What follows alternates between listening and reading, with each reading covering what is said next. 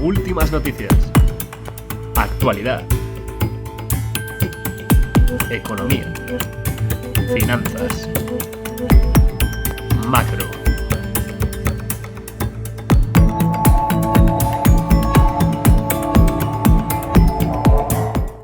Bueno, aquí estamos una vez más arrancando la conexión macro. Como siempre les habla José Basagoiti, estamos en el plató de Trading Pro.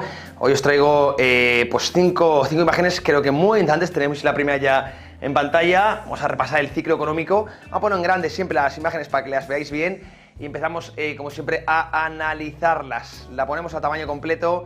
Ahí lo vais a ver, ¿verdad? Esta primera imagen que os traigo. Fijaros la correlación entre la inflación actual y la década de los 70. Muchos analistas, economistas, hablan de que puede estar ante una situación similar. Fijaros, de momento, la correlación tremenda entre la ola de inflación inicial que tuvimos en los 70, después de la ruptura del patrón oro, y la que hemos tenido ahora tras el COVID-19. Proceso de desinflación similar, el que ya vimos en los 70 y el que estamos viendo ahora. La gran pregunta que os hago a vosotros, ¿creéis que podemos estar pues en un contexto parecido y ver de nuevo un repunte de inflación? Yo ya no digo que sea superior al primero, pero bueno, un repunte de inflación peligroso. Bueno, pues después de escuchar al amigo Jay Powell la semana pasada, ¿verdad? Hablando de tapering, hablando de la vuelta a las políticas expansivas, no nos debería extrañar, porque confirma que estamos en un entorno de dominancia fiscal. Es decir, el Banco Central es una herramienta, una herramienta pura del Tesoro. ¿Para qué? Para financiarse barato y para poder seguir estirando estos brutales déficits. A día de hoy, 2024, si analizamos el déficit, nos iríamos a los entornos del 8,5% sobre PIB. Una auténtica salvajada. Estos déficits son normales verlos en época de guerra, en época de fuertísima recesión, pero con un crecimiento del 3,2%, es decir, en época de auge. ¿Qué justificación tiene ver estos déficits? Políticas, solo políticas, justificaciones políticas. Y ahora queda claro que la banca central, pues a día de hoy, es una herramienta al son de los políticos, en este caso al son de Janet Yellen, que sigue emitiendo sin parar para financiar el gasto electoral, año, como ya sabéis, donde tendremos elecciones presidenciales. Bueno, esto puede llevar a ver olas inflacionistas, este pivot prematuro de la banca central y los déficits, los enormes déficits del gobierno, son muy inflacionistas, evidentemente, en un entorno además de shocks de oferta. No olvidemos que tenemos guerras en muchos puntos del mundo que pueden generar nuevos shocks, ¿verdad? Y también la guerra comercial, más allá de la guerra bélica, que lleva tiempo entre China y Estados Unidos y además se está escalando con esa última prohibición del gobierno chino de utilizar chips de AMD y de Intel en los ordenadores públicos, ¿verdad? Así que, bueno, todo esto es ir metiendo poco a poco catalizadores inflacionarios que pueden llevar a esto, a ver una nueva ola que generaría mucha volatilidad en la política monetaria, sería muy peligroso. Pero la pregunta ahora mismo para vosotros, mi opinión es que no vamos a ver una ola tan grande, es muy complicado. La verdad es que el efecto base puede favorecer a eso, pero sí creo que vamos a ver ciertos repuntes inflacionistas que van a confirmar este entorno de dominancia fiscal y que van a hacer a la banca central subir el objetivo a un 3%. Esto no nos extraña que lo veamos en próximos años, Ya no será el 2% lo que se busca, sino el 3% al tiempo. Vamos con la siguiente imagen. Vamos a ir avanzando en la conexión macro. La vamos a poner en pantalla, como siempre, este fabuloso plató. Fijaros también qué interesante. Esto es lo que hemos visto, la cruz. Vamos a ver la cara de la moneda. Vamos a ponerlo en grande para que veáis un poquito el tremendo auge de la productividad que estamos viviendo. Llevamos en Estados Unidos, bueno, en Europa más de lo mismo, prácticamente 2 décadas estancados, donde no ha habido aumento de la productividad. Sin embargo, en los últimos años, desde mi punto de vista muy derivado de la explosión de la inteligencia artificial, estamos viendo un boom de la productividad. La productividad, ya sabéis que es la producción por hora de un trabajador, ¿verdad? Pues se está aumentando de una forma muy, muy clara.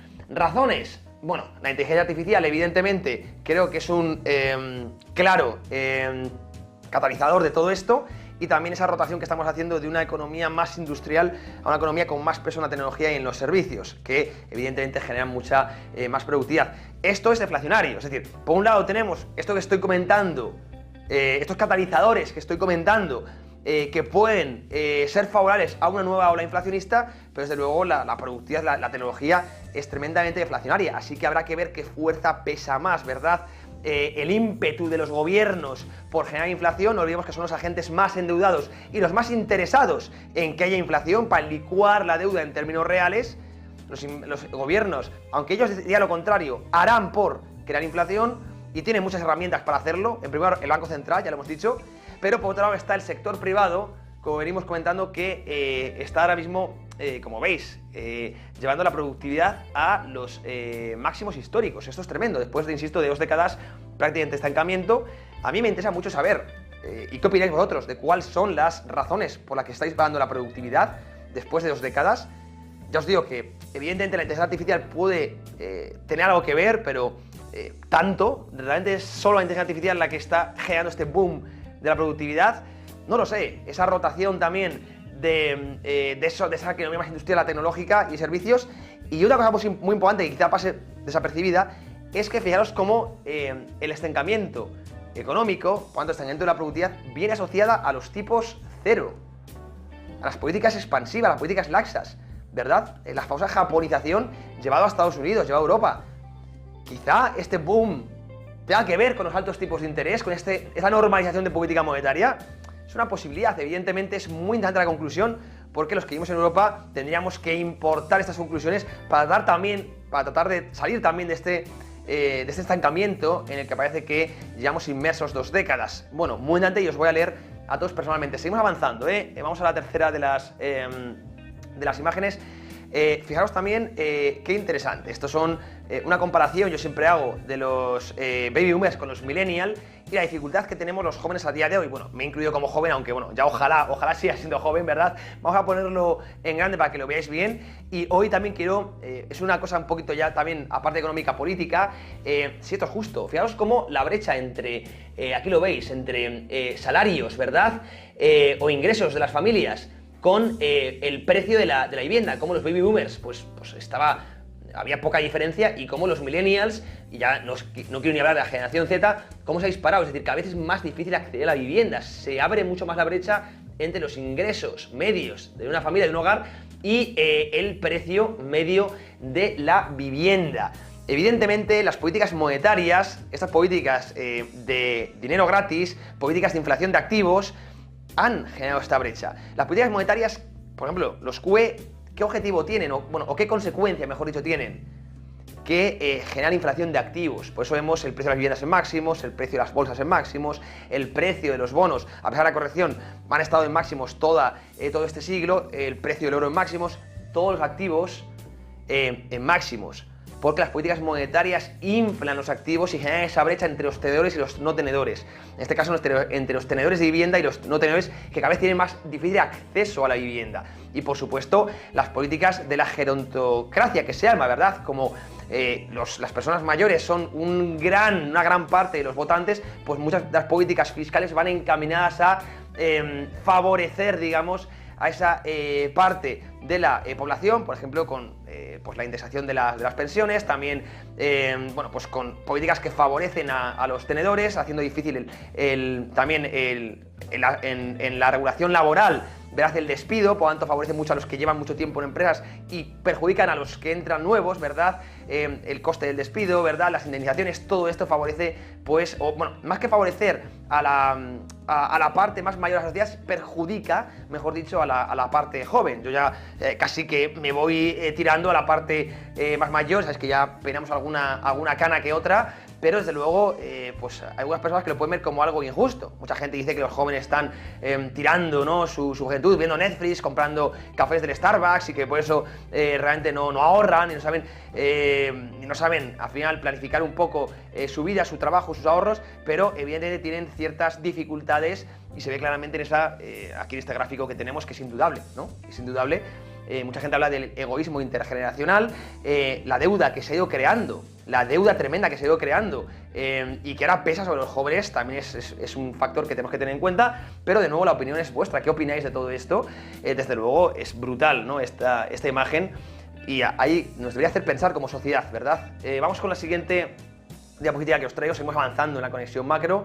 Fijaos qué interesante, ¿no? Hablando de deuda, fijaros, esta imagen es tremenda, es tremenda, para que veáis un poco cómo pues se ha ido pues todo este siglo se ha ido desarrollando en esta montaña brutal, repugnante desde mi punto de vista de deuda. Fijaos cómo pues hemos tenido, simplemente desde el COVID, hemos subido 20 trillones de deuda, cuando desde la gran crisis financiera habíamos subido 30 trillones. Es decir, fijaos cómo es exponencial. Pero es que en los últimos prácticamente 100 años habíamos hecho solo 30 trillones. Es decir, es que vamos prácticamente sumando una espiral totalmente de deuda prácticamente exponencial, y repito que este año estamos con déficit del 8,2% sobre el PIB, es decir, se ha normalizado estas enormes montañas de deuda. La gran pregunta es qué consecuencias va a tener esto, ¿no? Una de las explicaciones de por qué había tan baja productividad, evidentemente, es porque es la trampa de la deuda. Cada vez tenemos que generar más deuda o tenemos que incurrir más deuda para generar menos crecimiento, la famosa, como digo, trampa de deuda. Y estamos viviendo a día de hoy atrayendo recursos del futuro, ¿no? Pero claro, a una generación lo va a tener que pagar. Ahí voy, ¿no?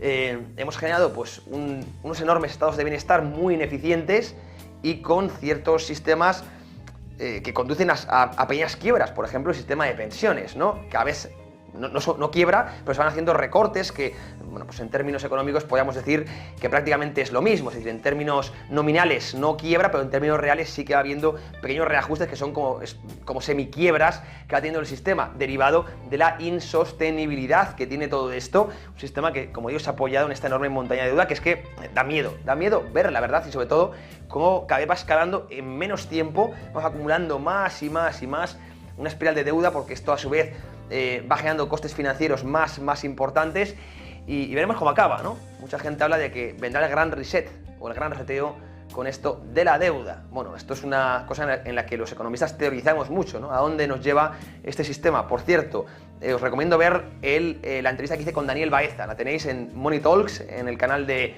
Trading Promedia, donde hablamos en parte de todo esto. Él tiene una visión francamente interesante, un poco contraria a la mía. Por lo tanto, es una discusión en la que tenemos visiones distintas, y os recomiendo verla, y también que comentéis en ese vídeo. He sido de las charlas que más he disfrutado en mi vida. Daniel Baeza, un auténtico crack también, ¿eh? Vamos ya con la siguiente y última de las diapositivas, y con esto cerramos la conexión macro. La vamos a poner ya en pantalla. A ver si la vamos poniendo, la quinta y última, ahí la vamos a poner. Fijaros también, y ya en grande, esto es a nivel bursátil ya, nos vamos, la exposición de las familias a bolsa. Ahora mismo las familias estadounidenses, los hogares, están asignando un 48% de sus ahorros a bolsa. Este gráfico es importantísimo. Siempre que asignan tanto las familias a riesgo, a bolsa, suelen ser antecedentes de las décadas perdidas, lo que Ray Dalio llama décadas perdidas. Es decir, fijaos como la última vez que tuvimos tanta exposición a bolsa por parte de las familias fue en el .com, en la década, o sea, en la crisis.com, y tuvimos ahí una década donde no vimos rendimientos en los índices en agregado.